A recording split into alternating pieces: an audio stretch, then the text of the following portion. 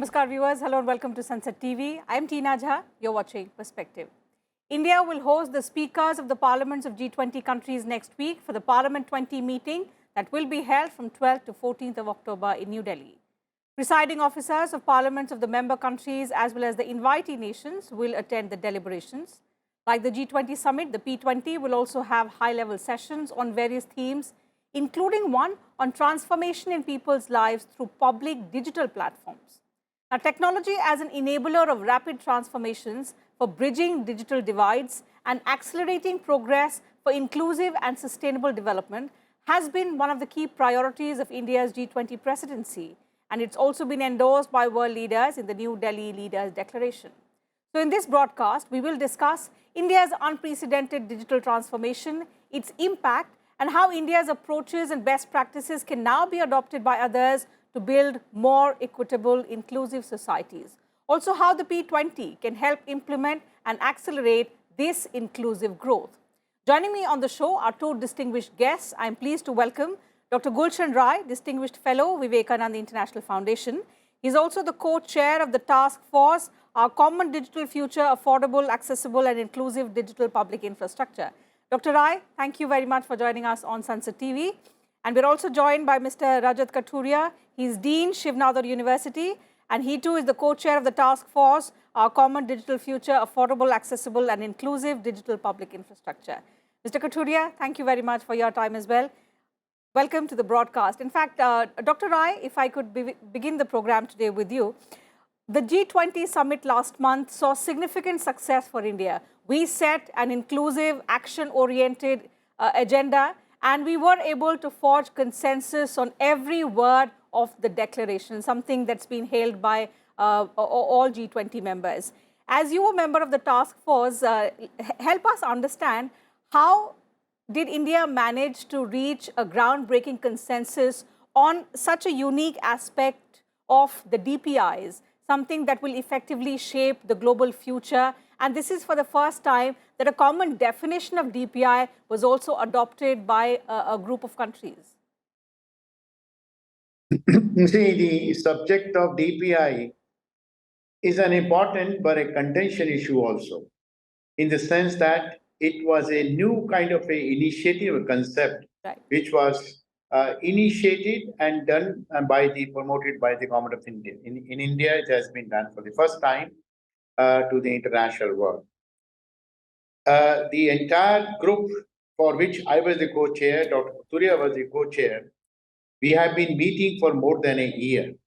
And I know how the co-chair as well as the chair, how difficult it was to bring a consensus on this important subject. Number one, world over, we have a heterogeneity. Now, today, in the cyberspace, heterogeneity is getting more and more there. But at the same time, if you look at the entire world, the way they implement cyber transformation, digital transformation, or IT initiative, whichever way you call it, is different than what India has been now planning or initiating and implementing for the last few years. India has truly gone on an open standards, whereas if you go to the world, they talk about the open standard, but then there are a dedicated kind of a proprietary networks on which they operate. Okay. Maybe a variety of reasons which they are operating in. So the concept of digital public infrastructure was something new which India we had to go and explain them what we mean by the concept, what is the advantage of this system today, tomorrow. And the most important aspect was that whenever you get a word public in any kind of a system, there issue of security arises there. So it was a more than a year long kind of a discussion, negotiation, hard negotiation. But ultimately, we went through and created a common understanding of the definition and the basic principles. In our view, if we are able to agree on the basic principles and the definition and aspect and the need for DPI, then the half of the things are resolved. Rest of the things becomes more of implementation and creating standards. So You're right. agreement in principle was more important, and that is where the India focused. Rather than getting into the implementation, who will do, who will not do, first get the principle accepted, first get the definition accepted, and then we go in the implementation. Because the second part of that will be done by different institutions, different countries in their own manner, in a manner which is in line with the principle concept and principle agreement there. Absolutely. And in that I'm aspect, the glad. Parliament 20 will play a key role. Now, with the G20 leaders agreeing in principle to the concept, that's the first important step. The next big step is going to be how the Parliament 20, the presiding officers, are going to give a new course to this agreement, helping in speedy implementation of all that's been agreed at the G20 Leaders Summit. Mr. Kathuria, if I may come to you and get your perspective first, since you were also the co-chair of the task force. You know, the fact is India's presidency came in at a very difficult time, especially at a time when the world is deeply divided. But India provided a very unique aspect. We spoke about one world, one family, one future. So if I talk about the digital domain, India's vision of a shared future, which talks about a blend of both innovation and inclusiveness, how do you see that having an impact on the global players, and how did it resonate among those who were negotiating on all of these aspects? Well, I think, once, as you've described it, the world is at a point where it's become very fragmented and divisive. I think that geopolitics is become very divisive. There's a war going on just before the presidency. We had contention of Russian invasion of Ukraine. And generally, countries are becoming more protectionist in their trading arrangements. They're becoming more nationalistic. We are seeing this across the world, not only in one part of the world, but across the world, different ways that countries are expressing themselves. At this time, counterintuitively, I think, it is a time for the world to come together, just like it was during COVID, just like it was during the financial crisis, which really gave G20 its momentum. The entire world came together in 2008 to 2009. In COVID, initially, also immediately in the aftermath of COVID, there was divisions within the globe. Countries wanted to prevent the export of PPEs, of equipment, of even the vaccines. And then eventually they realized that even if there is one COVID person or one infected person, it will spread to the rest of the world. So I think I would say that while it was a divisive time, and it continues to be a polarized time, it is at this moment that the world needs to come together to recognize that challenges like sustainability, challenges like inclusion, poverty, hunger, they cannot be tackled by one country alone. Gone are the times when each country would say that we are self-sufficient and we can do everything on our own. We need to cooperate. Cooperation is going to be difficult. But I think by saying that we are living in one world, our future is common, it's shared, and it has to be a sustainable future, I think those principles cannot be denied by anybody who's participating in any world forum, including or such as the G20. So I think it was important for India to put this on the table, and nobody could sort of say that we don't accept this, and then get people together to talk about how this common future is going to be achieved. And I think digital and digitalization provides an instrument, provides a way for the world to actually achieve that. We are not going to achieve sustainability without implementing digital, without bringing in the efficiencies that digitalization can bring for us. We cannot get to inclusion without, let's say, to give you an example, without SMEs, the small and medium enterprises getting digitalized. We cannot get to inclusion without so billions of people in the world getting access to credit, getting access to digital inclusion. So I think digitalization is a very good instrument by which we can achieve what India has laid out on the table. And as I said, that it's important when you're facing a common crisis, and the globe is facing a common crisis. The common crisis is sustainability.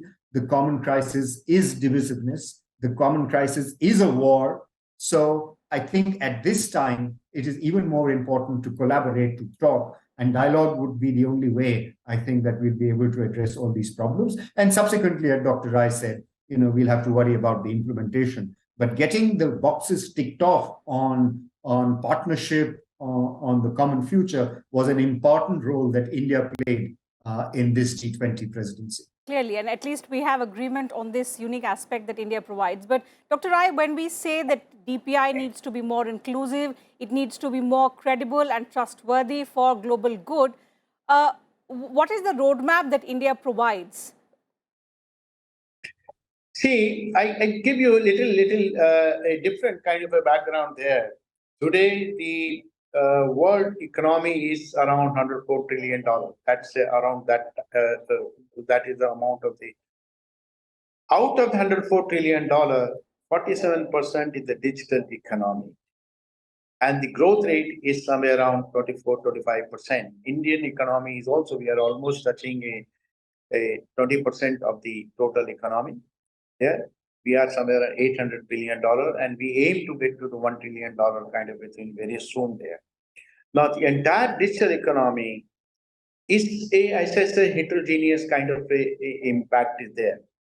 Now, if these heterogeneity makes difficult tasks in all respect, in terms of access, in terms of equitable access, particularly when there's a digital divide all across the world. Within India also, if you look at it, there's a digital divide. In some part of the countries are doing better, some part of the country is doing lesser better. So there is a digital divide everywhere. But the future is the use of technology for social development, use of technology for the defense, for the civilian, or for the education, because that has a unique benefit because of the access and because of a variety of kind of things there. If we have a proper equitable access, we need to have a common interface and common kind of a systems on which each and everyone should be able to access it, not depending upon location, irrespective of the location, we should access the infrastructure or the application of the resources seamlessly. And that is where the DPI is to play a very useful role, that you need only one kind of a system and you can access the entire infrastructure there. To make this security better for that kind of infrastructure becomes little more easier than you have a multiple kind of systems who are accessing and you have to go there. It's very difficult for me to remember which multiple system I have to access. If you have a one single system through which I will access all the systems, that is better. And therefore, this DPI has a potential to play a very, very useful and beneficial role in time to come, particularly when the heterogeneity in the world, in terms of digital system particularly, or the geopolitical system, as Dr. Kuria said, is increasing day by day. So in all manner, the system is a future-looking thing. It's good for the society, good for the development, good for the ecosystem. Okay, but Mr. Katuria, the fact that challenges will lie in its implementation, also considering the fact that G20 countries have different legislative landscapes, different legal landscapes, how difficult will it be to adapt to this technology that we say it will become an accelerator of the SDGs, something that the world is lagging behind. We are saying a DPI is an accelerator of SDGs, but the key will lie in the implementation in each of these countries. Absolutely. I mean, there's no doubt about that. And every country will implement the DPI, if at all, in their own way. But, so what India is saying is that here is a system that is available. There's demonstrated success in India. We've demonstrated the success in the financial sector, let's say, of a DPI kind of system. There's open access. Anybody can get onto that system and provide payments, for example. Consider how easy payments have become in the country, notwithstanding the important question of security that Dr. Rai has raised. But keeping that aside, because security is absolutely important, but look at what it has done to transform the digital payments landscape of the country. That is one example that is staring us in the face. And every other country, countries in Africa, countries in East Asia want to sort of adapt something similar, which will then become possible through digital public infrastructure. Now, all we are saying is here is the stack which is ready, and India, of course, wants to claim credit for it. Every country wants to claim credit for what it's done, and we would like to export it, and why not, to other countries who are willing to adopt it.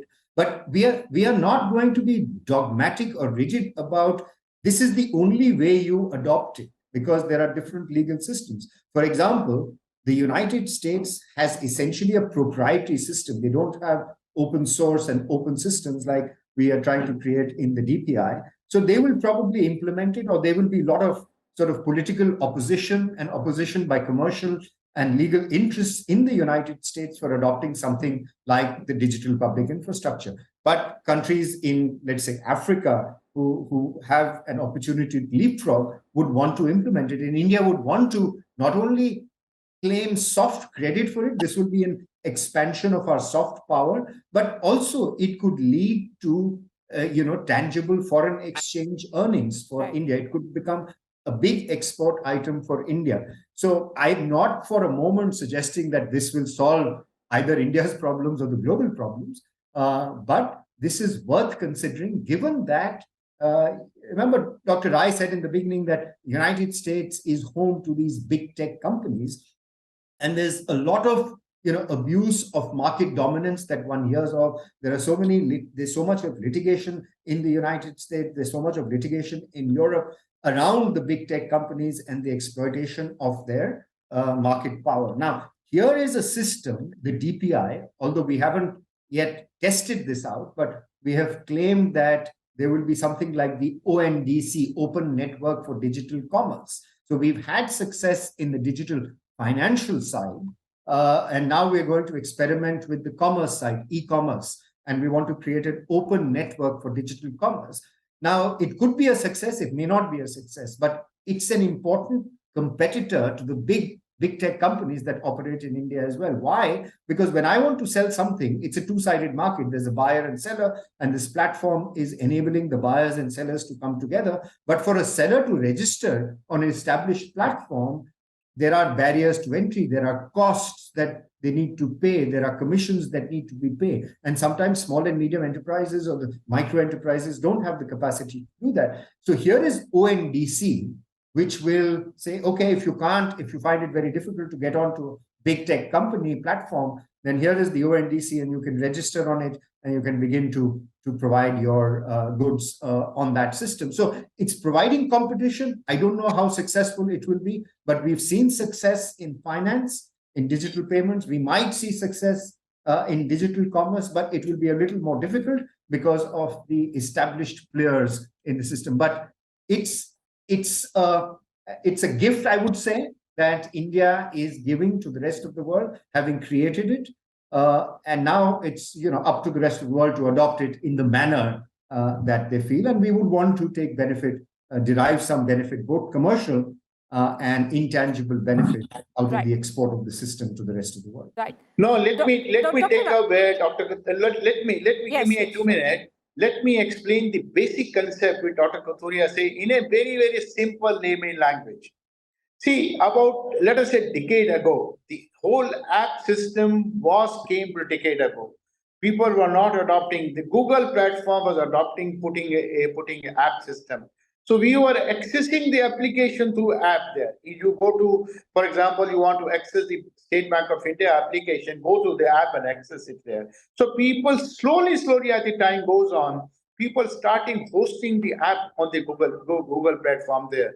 Google is now a kind of a public infrastructure. It's a kind of a public infrastructure. If you look at a very layman language, it's kind of public infrastructure. It has become popular over a period of time. Initially, they hosted the free. Now they have different conditions as we go on because of the environment conditions there.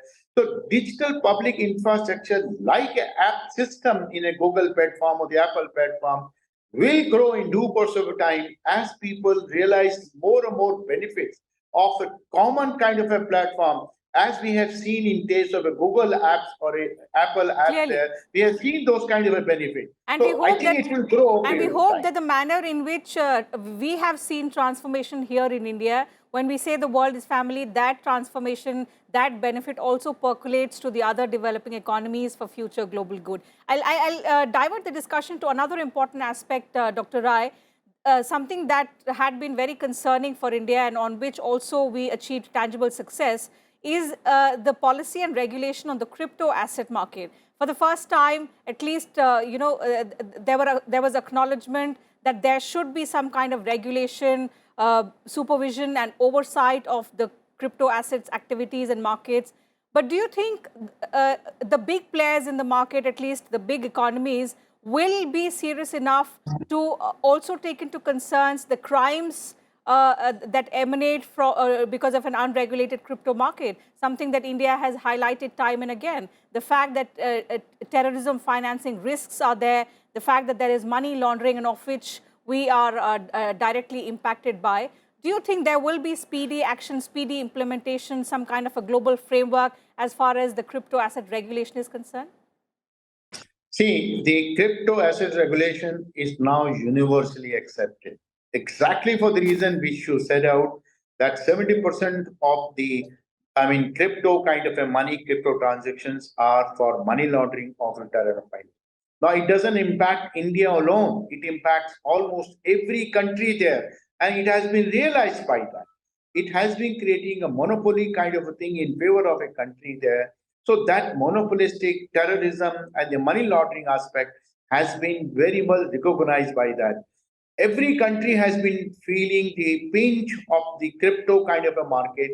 There is no certainty. There is a social development aspect also. The poor people suffer by that if the price goes up and down. No trace of the transactions over there. So all kind of a things. It's a taxation pilferage there. It's a kind of a terror financing or the money laundering. I think these factors have been understood by each and every one, even by the country which has been hosting the maximum number of the crypto exchanges also. So everyone is talking about that crypto kind of a regulation, and more so when every country is in the process of introducing CBDC there. That process has continued. Every country has felt need.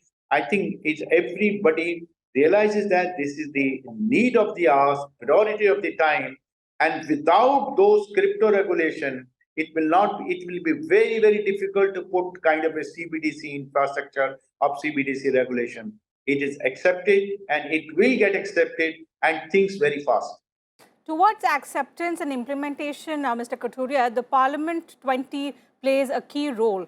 The fact that it not just adds a parliamentary mechanism, it reflects the political will and sort of hope that all of the commitments agreed upon by leaders at the G20 summit will actually be implemented by the respective parliaments. What tangible outcomes do you expect of the 9th P20 summit that India will be hosting next week?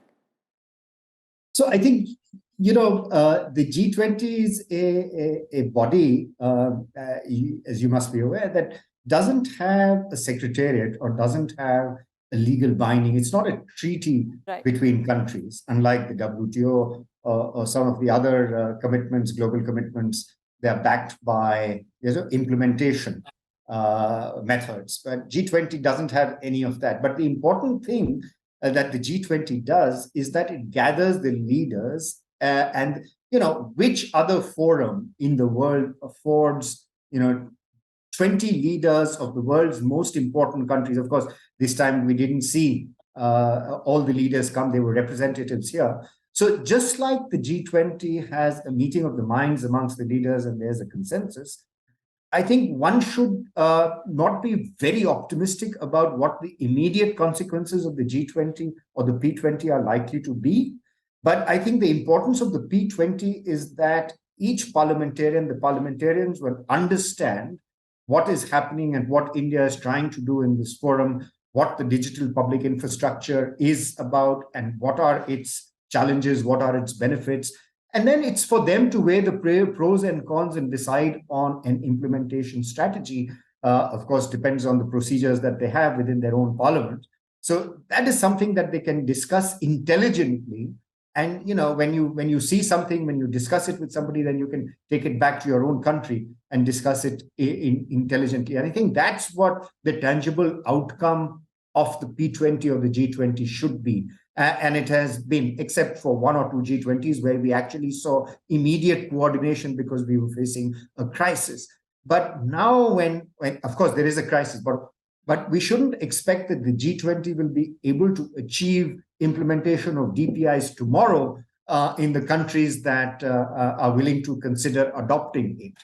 Even in India, the implementation process is likely to take a long time. But I think the importance of dialogue and discussion so that they can take back, seeing is believing. They've seen it in India. They've seen the benefits of at least DPI implementation to an extent, what's happened in India. But as is said, strong parliaments are key to strong democracies, and therefore it's important that parliamentarians also take part in the deliberations. They identify the challenges concerning the citizens, and they take necessary parliamentary action is something that the world hopes for. So with that, we'll have to wind up the program. Thank you once again, Dr. Rai and Mr. Kathuria, for joining us on the broadcast today, sharing your thoughts with us and our viewers. And to you viewers, thank you very much for your time as well.